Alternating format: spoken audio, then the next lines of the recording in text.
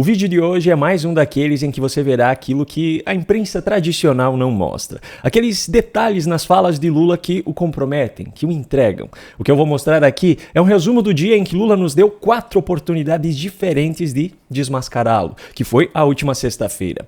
Logo pela manhã, em Teresina, no Piauí, Lula concedeu uma entrevista ao vivo à Rádio Meio. E antes mesmo que ele começasse a falar, já teve algo que me chamou a atenção. Veja a primeira pergunta do entrevistador e me diga se você também teve uma leve impressão de que ele é meio que um militante petista. Mas quando o brasileiro é perguntado se aprova o seu governo, muitos ainda relutam em dizer que aprovam, mesmo tendo melhorado na vida real, no dia a dia. A emoção engoliu a razão, quer dizer, a pessoa tá dizendo, está respondendo, levando em consideração mais a ideologia, ele não é do meu time. Eu estou bem, mas ele não é do meu time, então eu não vou dizer aqui que eu aprovo. Bom, um dos pontos dessa entrevista que merece destaque é a justificativa de Lula para a decisão unipessoal, segundo ele, a respeito do veto para manter as saidinhas dos presos, que depois acabou sendo derrubado pelo Congresso. Você veja, a pessoa vai, porque o Lula perdeu o veto da saidinha. Saidinha dos presos. Deixa eu te contar uma coisa. A decisão da saidinha foi uma decisão unipessoal. Foi uma decisão moral minha. Muito moral. Porque eu sabia que todos os deputados queriam que eu não vetasse. Que deixasse passar, porque vai ter eleições e é um tema delicado. Mas antes de ser presidente, eu sou um ser humano. Eu tenho formação política, eu tenho caráter. Eu tenho um compromisso ideológico, eu tenho família. E eu falei, como é que é possível, numa sociedade democrática, em que a base da sociedade é a família, e o Estado prende um cidadão que cometeu um delito, e se o prendeu, não é apenas para castigá-lo, é para recuperá-lo, e na hora que o cidadão sai para ver a sua família, que é uma das fontes de recuperação dele, é proibido? Como é que é proibido um pai ver uma mãe? Um filho vê uma mãe, o irmão vê o irmão, a mãe vê uma filha. Vem cá, se o cidadão preza tanto pela sua família, não seria mais fácil apenas não cometer crime? E o mais importante, é justo para os outros cidadãos que também prezam pelas suas famílias e que não cometeram crimes, terem seus familiares em risco por conta dos direitos que Lula acha que um criminoso deve ter? Enfim, outro assunto ainda dessa entrevista foi a especulação sobre uma reforma ministerial. Eu faço questão de lembrar aqui que um dos ministros de Lula, o das comunicações, Juscelino Filho, foi indiciado pela PF recentemente por conta daquele caso das obras de pavimentação na sua cidade de origem. Mas para Lula, tudo normal. Presidente, muito se fala que você vai fazer uma reforma ministerial para tirar ali aqueles ministros que não estão entregando e deixar os que estão. Queria que o senhor falasse, vai haver mesmo essa reforma, o senhor vai deixar os melhores agricultores no time, aqueles Não, deixa de falar uma coisa, eu não vejo nenhuma necessidade de fazer reforma ministerial. Eu estou satisfeito com meus ministros. Nesse mesmo dia, ele ainda passaria pano mais vezes e de forma mais direta para Juscelino Filho. Mas já chegaremos lá, vamos seguir na ordem cronológica dos fatos. Depois dessa entrevista, ainda em Teresina, Lula participou do encerramento da 10ª Caravana Federativa. E nesse evento ele resgatou a famosa história da caneta, ou melhor, a mentira da caneta. Eu pedi minha caneta, porque essa caneta ela foi me dada de presente num comício na campanha de 1989, um comício que nós fizemos, eu não sei em que praça, eu sei que era embaixo de uma árvore, e depois a gente ia fazer uma caminhada até a igreja São Benedito. E eu estava falando, um companheiro, me abordou e falou, Lula, eu vou dar essa caneta para você tomar posse. Eu, na época, não conhecia de caneta, não era muito chegada a caneta, eu não tive importância a qualidade da caneta. É uma caneta Montblanc totalmente diferenciada. A caneta em questão é a mesma que ele utilizou ao tomar posse como presidente no dia 1º de janeiro de 2023, quando contou essa mesma história. Acontece que, misteriosamente, a caneta que ele disse que ganhou em 1989 só foi lançada pela Montblanc em 2002. Essa informação é da própria fabricante. A série de canetas Montblanc Writers, da qual a de Lula faz parte, começou a ser fabricada em 1992, 3 anos depois da data em que Lula diz ter recebido o presente. Só que o modelo específico usado por Lula é o que homenageia Francis Francis Scott Fitzgerald e só foi lançado em 2002. Mas não se preocupe, pois esse não foi o único absurdo dito por Lula em seu discurso nesse evento. Veja só o que ele teve a cara de pau de dizer. Porque um dos atrasos do Nordeste, você pode ter certeza, Rafael, é que muita gente da elite que governou o Nordeste, eles pensavam como pensava a elite do sul do país e estava pouco se lixando para fazer o desenvolvimento dos seus estados. Peraí, então por que a região sul é uma das mais desenvolvidas do Brasil, se as elites daqui não estavam nem aí para o desenvolvimento dos próprios estados? Ficando atrás apenas da região sudeste, o sul do Brasil é a região onde estão 41% dos 500 municípios mais desenvolvidos do Brasil, segundo o ranking do IFDM. Como essa fala de Lula pode fazer sentido então? Ah, e ele ainda piorou, veja só. Porque eles viviam bem, ele não passava fim de semana aqui no Piauí, ele viajava. Então, pobre é pobre, tem que trabalhar, pobre é pobre, a gente ganha o voto de pobre na época da eleição, para que cuidar de pobre? Porque na hora que a gente começa a ajudar as pessoas mais humildes, e as pessoas vão comendo, as pessoas vão trabalhando, as pessoas vão estudando, as pessoas também ficam mais conscientes politicamente, e as pessoas podem não votar, sabe? Então as pessoas não queriam que o povo mais humilde tivesse oportunidade. Muito curioso o fato de Lula dizer que eram os outros que não queriam que o povo mais humilde tivesse oportunidade de crescer. Porque o mesmo Lula, em um evento interno do PT no final do ano passado, disse que pessoas que aumentavam um pouquinho o seu padrão de vida e o seu nível de conhecimento já não queriam mais votar no PT. Vocês pegam as pesquisas de opinião pública, a gente está percebendo que quem vota majoritariamente no PT são pessoas que ganham até 2 salários mínimos. Um metalúrgico de São Bernardo que ganha R$8.000 já não quer mais votar na gente. Pega a pesquisa e vocês percebem que quem ganha acima de 5 salários mínimos já tem dificuldade de votar na gente. É porque essa pessoa ficou ruim? Não.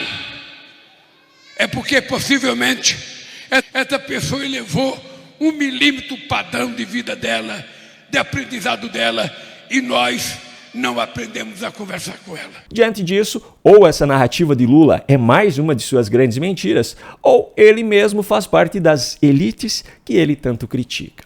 Bom, depois de Teresina, Lula foi para São Luís, no Maranhão, e o seu primeiro compromisso foi uma entrevista a uma rádio da cidade. O primeiro trecho que eu destaco aqui é mais uma fala para encher de orgulho aqueles professores que defenderam e votaram em Lula e que agora, que estão em greve, precisam ouvir do seu presidente que eles deveriam ter agradecido pelo reajuste de 9% do ano anterior. As universidades que fizeram greve agora, eles sabem que nós demos 9% no primeiro ano, tem que pedir-se. Nós demos 9% depois de 6 anos sem 1 centavo de aumento. Depois, os benefícios que nós oferecemos vai de 28% a 43%. Aí o pessoal queria 4,5%, 4,5%, não podemos fazer nada, já ganharam em 2023, você nem me agradeceram os 9%, você já estão comprando 4,5%. Agora, lembra que na entrevista do início da manhã ele deu uma passada de pano nos seus ministros, incluindo o indiciado Juscelino Filho? Pois é, nessa entrevista aqui, ele foi mais direto, falando especificamente sobre Juscelino. E o mesmo acontece com os ministros hoje. Sabe, eu estou feliz com o Fufuca, estou feliz com o Juscelino, e estou feliz com a nossa Sônia Guajajara. Você poderia me perguntar mais, tem um problema de indiciamento com o Juscelino. E deixa eu dizer uma coisa para mim, para você, com muita sinceridade. Eu tenho uma filosofia de vida que é o seguinte: para mim, todo cidadão é inocente até prova em contrário. Se o cidadão tem um pedido de indiciamento, e esse indiciamento ainda não foi concedido pela Procuradoria-Geral e nem pela Suprema Corte, eu tenho que aguardar o processo. Então eu acho que o Juscelino está prestando um bom serviço no governo, está trabalhando com muito esse negócio de interconectar o Brasil todo, conectar o Brasil em todas as escolas públicas, em todas as redes de saúde, porque é disso que o Brasil precisa para poder dar um salto de qualidade e tratar bem o seu povo. Olha, eu só não contrato Lula para passar pano aqui em casa porque o salário dele é muito alto. Afinal, ele é socialista apenas no discurso, porque na prática é um capitalista que adora desfrutar do luxo sustentado com dinheiro público. Mas a grande cereja do bolo vem agora. Veja o que Lula disse. Então nós tivemos esse momento que foi criando um clima de instabilidade. Então quem não pensava como eles era inimigo. E aí virou inimigo. Cada ministro da Suprema Corte, Ô Jorge, eu faço política há 50 anos. Eu não lembro em algum momento em que alguém de esquerda agrediu a Suprema Corte. Que alguém ofendeu o ministro, eles xingam. Pobre Lula, está com sérios problemas de memória, mas não se preocupe, eu ajudo a relembrar aqui. Esse é o seu velho amigo e companheiro de partido José Dirceu, em uma entrevista a um portal de notícias do Piauí em outubro de 2018. O problema é que o Supremo Tribunal Federal, não sei porque esse nome de Supremo, entendeu? A Corte Constitucional devia chamar, primeiro devia tirar todos os poderes do Supremo, ser só Corte Constitucional. Depois que Judiciário não é poder da República. A nossa Constituição estabeleceu 3 poderes. Só existe 2 poderes eleitos que têm soberania popular. O Legislativo e o Executivo. O Judiciário é um órgão. E esse aqui é Vadir Damus, ex-deputado federal pelo PT e que hoje é secretário nacional do Consumidor, um cargo dentro do Ministério da Justiça no governo Lula. Veja o que ele disse em abril de 2018. Luiz Roberto Barroso é seguramente o pior ministro do Supremo Tribunal Federal dos últimos tempos. É o mal para a democracia, é o mal para o direito, é o mal para o Supremo, é o mal para o povo brasileiro. A última do Luiz Roberto Barroso, entre tantas idiotices que ele é capaz de produzir, é de que é papel do Supremo corrigir as escolhas do povo. O que ele disse literalmente: bom, o Supremo já está separando o trigo, mas tem gente que insiste no joio. Nós temos que redesenhar o Poder Judiciário e o papel do Supremo Tribunal Federal. Tem que fechar o Supremo Tribunal Federal. Nós temos que criar uma Corte Constitucional de guarda exclusiva da Constituição, com seus membros detentores de mandato. Nós temos que evitar que gente como Roberto Barroso tenha o poder de ditar os rumos do processo eleitoral, de ditar os rumos da escolha popular, de ditar os rumos da democracia brasileira.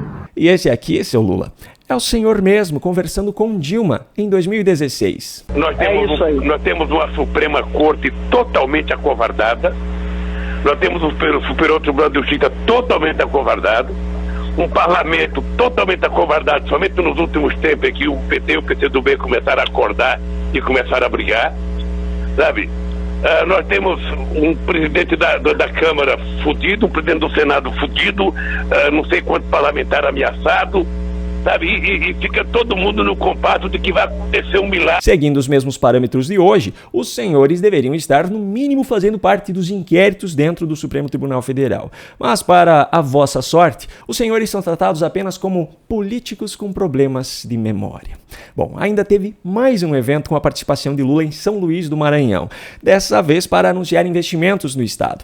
E nessa ocasião esteve presente o ministro maranhense protegido de Lula, Juscelino Filho, que teve também a oportunidade de fazer um discurso, pois precisava fazer aquela moralzinha com os seus eleitores. Quero dizer do meu agradecimento de poder hoje estar ao seu lado, compondo a sua equipe, que muito nos honra liderando essa pasta que é hoje tão estratégica e importante na vida dos brasileiros. Já o discurso de Lula teve uma das suas mais tradicionais narrativas. Não existe nenhuma hipótese de nenhum povo residente num país evoluir se ele for governado na base da mentira, na base do ódio, na base do fake news, na base da deslealdade e na base de desrespeito aos governadores e aos prefeitos desse país. O engraçado é que ele falou tudo isso e deu sequência à sua fala, mostrando sua mais pura destilação de ódio pelo seu antecessor.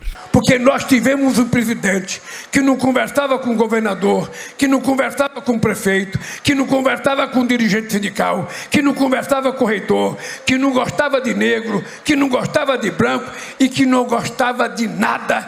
Se você gostou desse vídeo, recomendações de outros aqui do canal aparecerão na sua tela. E se você quer receber os novos vídeos publicados por aqui, se inscreva e ative o sininho de notificações. Um grande abraço e até o próximo vídeo.